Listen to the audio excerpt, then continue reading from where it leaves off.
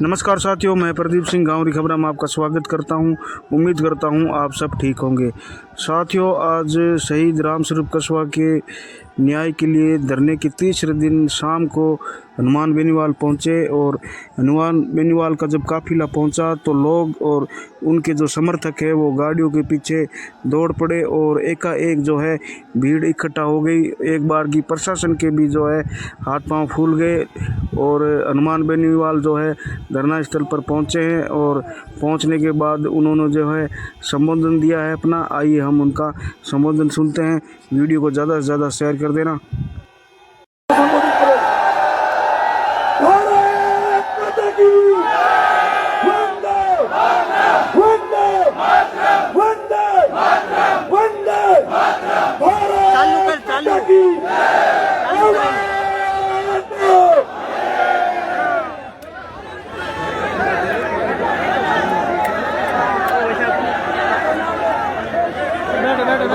शहीद राम स्वरूप कस्बा अमर रहे।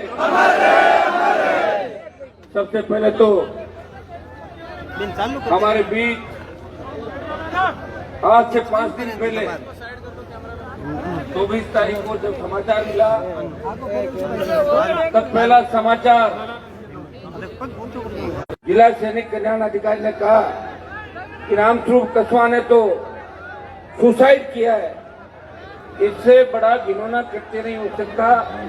सेना की जानकारी के अंदर जब कोर्ट ऑफ इंक्वायरी के आदेश हो गए और कोर्ट ऑफ इंक्वायरी की रिपोर्ट आए बिना सुसाइड करार नहीं दे सकते। कोर्ट ऑफ इंक्वायरी की रिपोर्ट के बाद ही सेना का बुलेटिन जारी होता है। अभी तक 5 दिन से उस परिवार अपने आप को गवर्नमेंट पे सूट करता है। आप तो मिलिट्री कैंपस के अंदर क्या घटना घटी क्या नहीं घटी वहां आम आदमी तो जा नहीं सकता, हमें क्या पता क्या हुआ। और पहला समाचार आपका आया था कि शहीद हो गया और शहीद के दर्जे कोई नई बात नहीं है।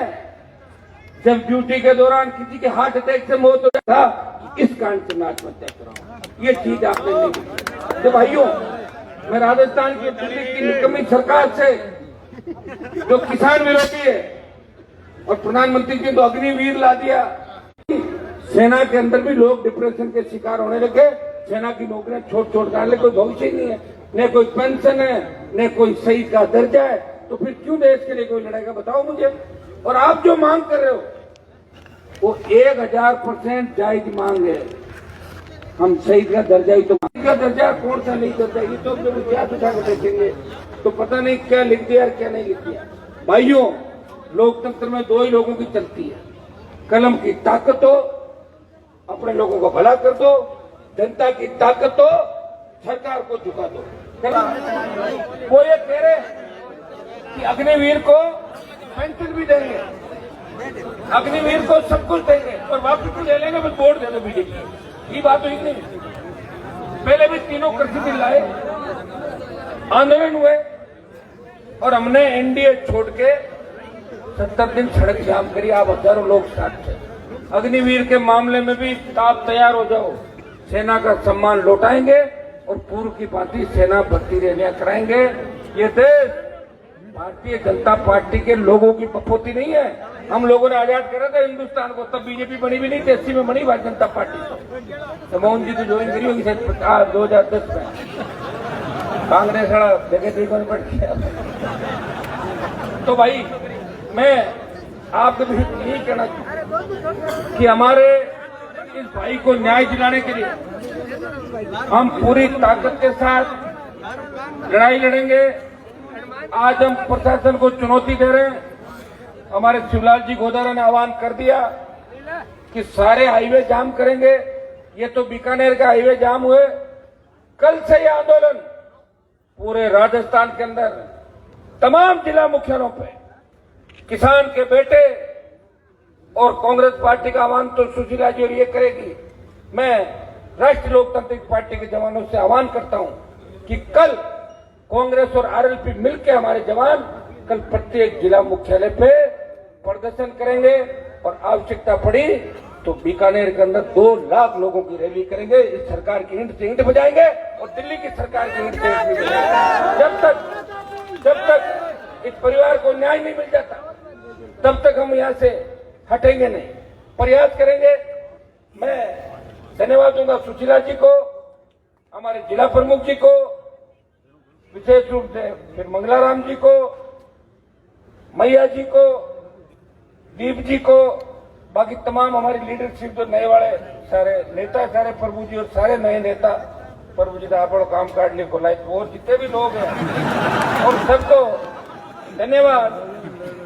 सरपंच प्रधान जी पाक्यू और तमाम शिवलाल जी, आगे सर मोहन जी, विजयपाल और ये सारी टीम जितनी भी है ना। और मैं शहीद के पिताजी को, भाई को आश्वस्त करना चाहता हूं, हम इस दुख की घड़ी के अंदर आपके साथ हैं। हमें यहाँ इस मंच पे कोई राजनीति नहीं करनी। जहां भी इस देश प्रदेश के अंदर किसान जवान को आवश्यकता पड़ेगी, अभी तक तो हमें कोई सत्ता के अंदर जाने का लालच नहीं हुआ। जिस दिन सत्ता में एंट्री मारनी होगी आप बता देना। आप थक गए, सरकार तो तैयार बैठी है, आओ हनुमान जी हमारी सवारी करो। मेरा सवारी करने का मन नहीं फिरा। एक बयान एक साथ मिलकर कांग्रेस बीजेपी के अंदर बैठे लोग राजस्थान में एक बयान एक साथ दे दे कि ठीक नहीं है, हम कल शहीद स्मारक पर धरना देंगे, 24 घंटे के अंदर अंदर आपका सुबह तक आ जाएगा, शहीद का दर्जा मिल गया। लेकिन दम नहीं हमारे नेताओं के अंदर। यही कारण है कि हमें जो बच जाते हैं उनको सड़कों में बैठना पड़ता है, और जब सत्ता में आ जाते हैं तो भाइयों को, पीछे वालों को भूल कर सत्ता का आनंद लेते हैं। बार बार परिपाटी होगी, एक बार ये एक बार ये परिपाटी चली, इसलिए हम कमजोर पड़ गए। लड़ना भी देखो अब आप लोग, मुझे तो याद है जब मैं कॉलेज में पढ़ा करता था, बीकानेर के छात्र आंदोलन सबसे बड़े हुआ करते थे। कोटा के छात्र आंदोलन जैसे मान लिया, मतलब बच्चे फिर मेहनत करते हैं, झंडे लेके घूमते हैं। जब उनको मिलता है कि लगता है टिकट तो मिल नहीं रहा है, तो फिर क्यों खराब हो, इससे तो बिजनेस कर लें भाई, आराम से जिंदगी तो जिए। और फिर कई लोग ये भी कहते हैं कि क्या करोगे, हनुमान घूम रहा फालतू में, ऐसे ही घूमोगे। तो डरते भी लोग राजनीति नहीं करते, भाई खराब ही होना है। मंगल जी फेरी हनुमान जी को मैंने मकान दिलाया तो मैं आपको इस बात का धन्यवाद दूंगा तमाम हमारे नेताओं का कि हर नेता हमारा तैयार है। प्रमुख साहब को विशेष रूप, क्योंकि प्रमुख साहब वाले जब तक साथ नहीं रहेंगे तब तक अपना आगे राजनीति में ज्यादा रहेगा नहीं। इनको तो साथ जोड़ के रखना ही राजस्थान का विशेष रूप से ध्यान रखना। SC ST OBC JMM Jat मुस्लिम मेघवाल माली मीणा, एक मैं नारा देता हूँ, उसके साथ अन्य लोग भी समय समय पर आते रहेंगे और लेते रहेंगे हम सारे। लेकिन इन सबको साथ लेकर अगर हम लड़ेंगे तो निश्चित रूप से राजस्थान की सत्ता पे भी आपका कब्जा होगा। सत्ता के शिखर पे आप लोग बैठ जाओगे। थोड़ा धैर्य आपको रखना होगा। कई परिस्थितियां ऐसी रही, कई हालात ऐसे रहे, हम लोग एक साथ बैठ नहीं सकते, हम लोग एक साथ रह नहीं सकते, दूसरे के पास चले जाते हैं। अपने आदमी को मारने में हमें बहुत आनंद आता है, सामने वाले के पास जाकर फिर रोते हुए आते हैं, यार गलत हुआ, गड़बड़ कर फिर घर बैठ जाते हैं। तो इन बातों को हमें विशेष रूप से सोचना है। विशेषकर नौजवानों को आह्वान करूंगा कि इसके साथ साथ एक ध्यान रखना, नशे से दूर हमें रहना। अभी जिस तरह नशा फैल रहा है राजस्थान में, भाइयों चिंता का विषय, समाज खराब हो जाएंगे, और जब युवा खराब हो जाएगा ना तो फिर उन समाजों को भी कोई नहीं पूछेगा। ये नारे लगते हैं देश के अंदर, आप गीत गाए जाए, कोई सिख, कोई जाट, मराठा, कोई गोरखा, कोई मद्रासी, कोई नहीं गाएगा गीत। जब आपके लोग लड़ेंगे ही नहीं, कमजोर हो जाएंगे, तो आपको कौन मानेगा? इसलिए आपको मजबूत रहना। मजबूत कौन रहेगा? जवान, छात्र जवान को संस्कृत रूप से संस्कार के साथ जिए, अपनी कौम का इतिहास पढ़े, अपने बुजुर्गों का इतिहास पढ़े, अपने लोक देवताओं का इतिहास पढ़े, और अपने देश के लिए क्या किया, किस वातावरण में हम रहते हैं, किस तरह रक्षक के रूप में लोग हमें मानते हैं। जिस गांव में अपने 20 घर होते हैं, वहाँ दूसरे समाज ये कहते हैं इस गांव में चिंता करने की बात नहीं, 20 घर जाटा का है, कोई दिक्कत को नहीं, खतरों को नहीं, जाट रहे हमारे गाँव। ये आपको संदेश भी देना है, खाली कहना नहीं है, इस बात का संदेश भी देना है। मैं कल हमारे वहाँ नागौर में एक राजपूत समाज के परसों गांव के अंदर गया, जाट समाज भी राजपूत समाज भी। मैंने कहा तुम यहाँ शेड्यूल कास्ट के लोगों पे जो अत्याचार करते हो ना समय समय पे, इससे बदनामी हो रही पूरे प्रदेश के अंदर। आपकी ड्यूटी ये है, ये हमारे भाई पिछड़े हुए हैं, इनको बराबर लाना आगे। ये भाई वो जमाने चले गए, अब कोई आजादी के पुरानी पहले, अब तो आजाद कौन होगा? कहा तो विश्व अपन पहुंच रहे हैं, विश्व गुरु वहां पहुंच गए, आकाश के अंदर मंगल ग्रह पे जा रहे हैं, और कहा छोटी मोटी बात लेके गांव के अंदर बैठे हो। तो हमें इस बात का भी ध्यान रखना, हमेशा बड़े समाज जो उनको अपने साथ दिमाग खराब है, संकीर्ण मानसिकता उन लोगों को। कह रहे वो तो जाति के इसलिए घूम रहे हैं। तो जाति का तो नाम ही लिखना पड़ता, फार्म भरते जाति नहीं लिखते क्या अपने? जाति एमएलए का फार्म भरोगे मंगल जी लिखना नहीं पड़ता उसका, ये जाति इतने मुकदमे फलाना नहीं है, प्रॉपर्टी सारा तो लिखते हैं। तो जिनके नहीं है प्रॉपर्टी वो लिखते हैं मेरे पास नहीं है। तो सबसे गरीब विधायकों में नाम मेरा आया और 5 जो गरीब एमपी देश में उसका भी छप गया, लेकिन 5वें नंबर पर नहीं, थोड़ा 2-3 पे आ गया था। तो ये तो हमें लिखना पड़ेगा भाई। तो लोग अगर कुछ क्या, हमें इन बातों का ध्यान नहीं रखना। हम मजबूत हैं, देश हमारी ओर देख रहा है, प्रदेश हमारी ओर देख रहा है। ओलंपिक के अंदर भी सबसे ज्यादा मेरे गंगा के तट तक अगर सबसे बड़ी आबादी थी वो हमारी थी। धीरे धीरे अगर देखेंगे डीएनए में कौन कौन है तब तो बहुत बड़ी संख्या हो जाएगी अफगानिस्तान गंगा के तट। तो डीएनए हमारा एक था, कुछ भाई इधर चले गए, कुछ इधर चले गए, कुछ दूसरी जगह बैठ गए, लेकिन हम सब भाई है। इस बात का भी मैं ध्यान रखना। मैं बीकानेर की संघर्ष समिति नौजवानों को इस बात का धन्यवाद दूंगा कि एक बीकानेर को मेरा इस बात का भी धन्यवाद। यहाँ छोटे से मामले में भी मैंने देखा कि हिरणों के जब शिकार हुए, आप लोग ढूंढ से चल के बीकानेर की आकर सरकार को झुकाया। लंपी की बीमारी है, धन्यवाद दूंगा नौजवानों का। लंपी का आंदोलन अगर राजस्थान में कहीं शुरू हुआ वो बीकानेर और जोधपुर से राष्ट्रीय लोकतांत्रिक पार्टी के कार्यकर्ताओं ने शुरुआत करी थी। उसका फायदा ये हुआ कि लंपी इस यहां से आंदोलनों की शुरुआत होती। यहाँ बॉर्डर भी लगता, आपका तो अनूपगढ़ जिला अलग बन गया, खाजूवाड़ा अनूपगढ़ ये बॉर्डर यहाँ लगता है ना, ये बॉर्डर लगता है। तो बॉर्डर भी इस जिले का लगता है।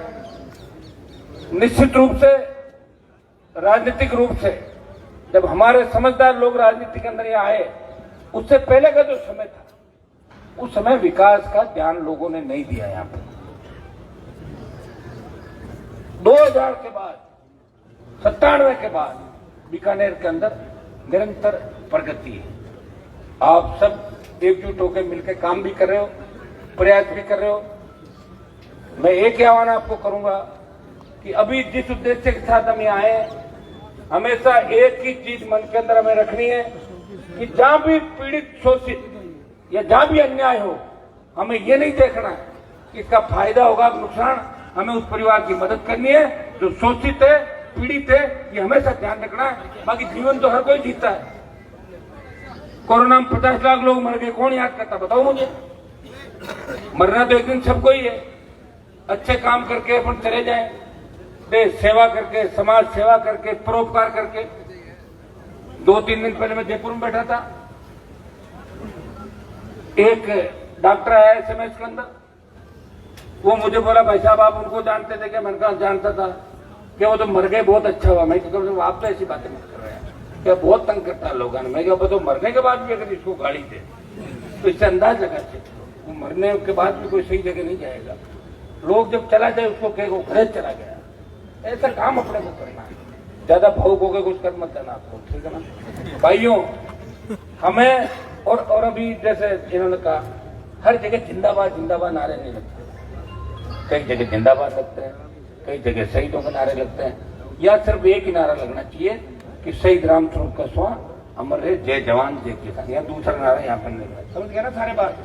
ये नारा यहाँ पर देना। आप भावुक हो और आपकी गलती नहीं है। आप एकदम से जब अपने नेता को देखते हो भूल जाते हो। मैं आपको कहता नहीं हूँ नारों के लिए, कभी नहीं कहता, मैंने कभी नहीं कहा। एक वो जरूर वीडियो वायरल करते हैं, वो तो क्या हुआ कि जब काउंटिंग के अंदर जब ले जा रहे थे अपने पिछली MP MLA की, तो उसमें पुलिस के कलेक्टर SP खड़े होंगे तो बच्चे डर जाते हैं ना सामने। भाई मेरे वहाँ काउंटिंग स्थल पे बाकी नेता तो जीतते तो बेचारे 1 किलोमीटर पैदल घसीटते आते हैं। मैं जाता हूँ सीधा लात मार के 5 जनों को ले जाता हूँ, पकड़ के सामने बंदूक वाड़ देकर छोड़ दे जाता, बंदूक वाड़ा सामने खड़ा तुम नारे लगो, मैं क्या दिक्कत है क्यों? मैं ऊपर बैठा हूँ तो वायरल करता है। हनुमान जी तो के नारे लगा रहे। अरे के नारे नहीं लगा रहा हूँ। अभी लोकसभा के अंदर बोलना हो, विधानसभा में 5 में बोलना हो तो बच्चों को समझाना पड़ता, डर निकालना पड़ता उनका। डरो मत, मैं तुम्हारे साथ हूँ ना। ऊपर को बिठा रखा तो चुपचाप क्यों डर खीरो? सामने बंदूक खड़ा, मैं खड़े उठा रखे नारा लाके घोड़े करना पड़ता। तो साहब नारा के लगवा के नहीं लगवा रहा। मैं तो सबको ठीक कर दिया। सारे नेता गली गली आने लगे, पहले मिलता ही बोले नेता 20-25 अच्छा काम किया मैंने, चार्ज कर दिया सबको, कईयों को जवान कर दिया। कहीं पहले उठता को जो 6 बजे उठ एक्सरसाइज करे और साला मेरे को दिक्कत ये है कि मैं एक्सरसाइज नहीं करता, मुझे लग रहा है कहीं मेरा शरीर धोखा नहीं देता मैं, बाकी तो मैं काबू नहीं होगा किसी का। ये शरीर वाला जो मामला ना, इसका पता नहीं चलता आजकल, पता ही नहीं भाई कोविड के बाद क्या पता चलता है। लेकिन दुआएं इतनी आप लोगों की है।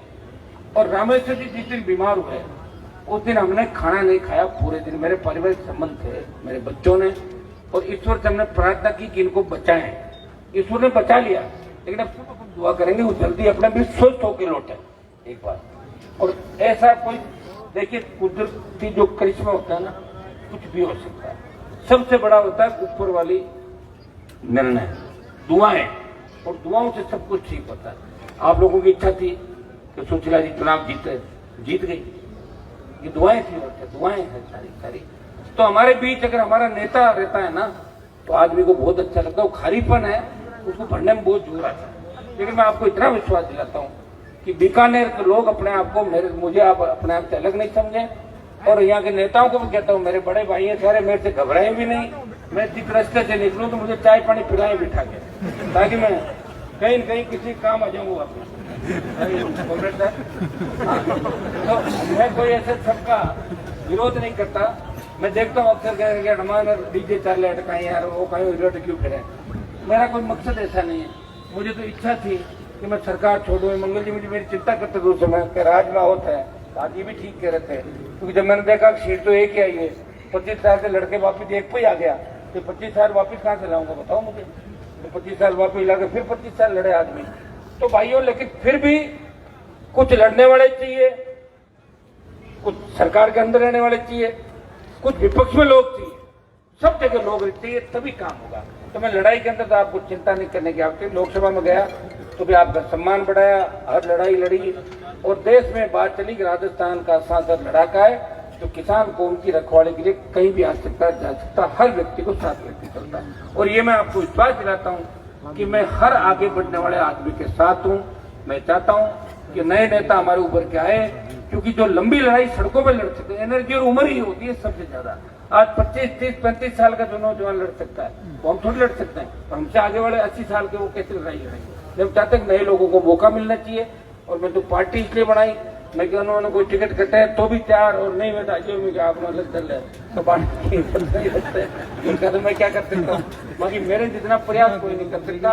और मुझे इतना सीधा व्यक्ति 5 आदमी कह देते हैं आपको ये काम करना है, मैं वही कर देता हूँ। मैं किसी को धोखा नहीं देता, और मेरे को तो अक्सर धोखा लोग 80% देते ही रहते हैं, मैं लेता रहता हूँ। मन ध्यान है कहूँ तो ये लास्ट में, लेकिन इलाज नहीं है, मुझे आगे की ओर जाना है। तो मैं धन्यवाद दूंगा आप सब नेताओं को, या तमाम नेता को जो बैठे हुए 4-5 दिन से। अब अपनी अगली जो मंजिल होगी वो इस परिवार को न्याय दिलाने की, दीपाराम जी, परिवार को न्याय दिलाने की जो हमारी मांग है, वो मांग राजस्थान की और देश की सरकार पूरी करे। वो संघर्ष समिति अभी बात करेगी, इनके पास कोई अगर मैसेज है ये बता देंगे, नहीं तो अपन आह्वान करेंगे कि पूरे राजस्थान के अंदर इस आंदोलन को गति कैसे दें, उस भजन मंडली भजनलाल सरकार को घेर ले राजस्थान के अंदर, ये काम हम करेंगे। धन्यवाद आप।